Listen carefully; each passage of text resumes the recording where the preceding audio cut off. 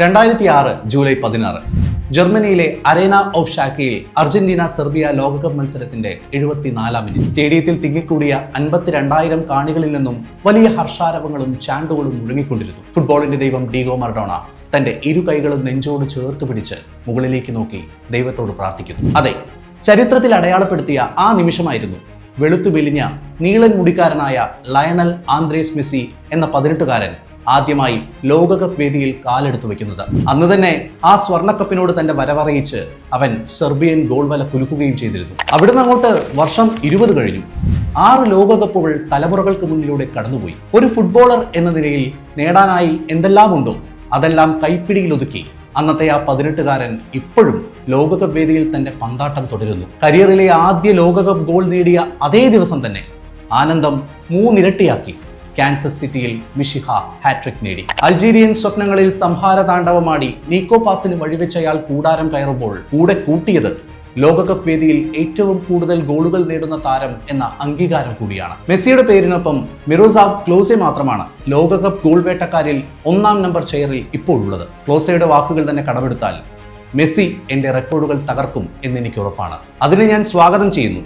അന്നും ഇന്നും ഞാനൊരു മെസ്സി ആരാധകൻ തന്നെ. വീണ്ടും ഒരു ലോകകപ്പിൽ ആൽബസെലസ്റ്റുകളെ മുന്നിൽ നിന്ന് നയിക്കുമ്പോൾ എന്തെല്ലാം ചിന്തകളായിരിക്കും ആ 38-കാരനിലൂടെ കടന്നുപോയിട്ടുണ്ടാവുക. 2022-ലേതുപോലെയല്ല.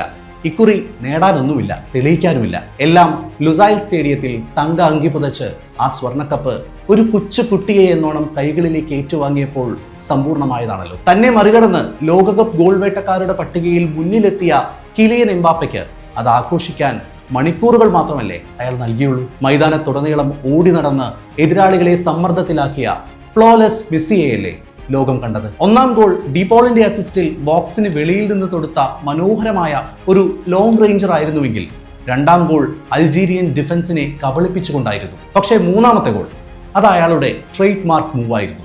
Left boot shot to the left bottom corner. ആ 38-കാരന്റെ പന്താട്ടത്തിന് മുന്നിൽ ലൂക്കാ സിദാൻ എന്ന ഗോൾ കീപ്പർക്കോ അൾജീരിയൻ പ്രതിരോധ മതിലിനോ വ്ളാഡിമിർ പെറ്റ്കോവിച്ചിന്റെ തന്ത്രങ്ങൾക്കോ വിജയിക്കാൻ സാധിച്ചില്ല. സ്റ്റാൻഡിൽ തന്റെ മകന്റെ ലോകകപ്പ് അരങ്ങേറ്റം കാണാനെത്തിയ ഫുട്ബോൾ ഇതിഹാസം സെനദിൻ സിദാൻ പോലും മെസ്സിയുടെ കളി കണ്ട് മനസ്സിൽ പറഞ്ഞു കാണണം, ഇയാൾക്കിത് മതിയായില്ലേ എന്ന്. അതെ, മതിയാവില്ല.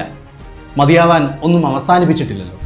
കളിക്കളത്തിൽ യാതൊരു സമ്മർദ്ദവുമില്ലാതെ പന്ത് തട്ടുന്ന മെസ്സി, അത് ഫുട്ബോളിന്റെ സൗന്ദര്യമാണ്. കാൽപന്തിനോടുള്ള അടങ്ങാത്ത പ്രണയമാണ്, ഭ്രാന്താണ് റൊസാരിയോ തെരുവിലെ മുത്തശ്ശി കഥകളിലെ മിഷിഹായ്ക്ക്. അതുകൊണ്ട് ആ ഇടം കാലിൽ ജീവൻ ഉള്ളിടത്തോളം കാലം തുകൽപന്തിൽ അയാൾ തീർക്കുന്ന വിസ്മയങ്ങൾ കാണാൻ നമ്മൾ ശരിക്കും ബാധ്യസ്ഥരാണ്. കാരണം ആ മാന്ത്രികത കൊണ്ട് അയാൾ നമ്മളെ അത്രമേൽ ആനന്ദിപ്പിച്ചിട്ടുണ്ട്, സ്വപ്നം കാണാൻ പ്രേരിപ്പിച്ചിട്ടുണ്ട്, അന്നും ഇന്നും എന്നും.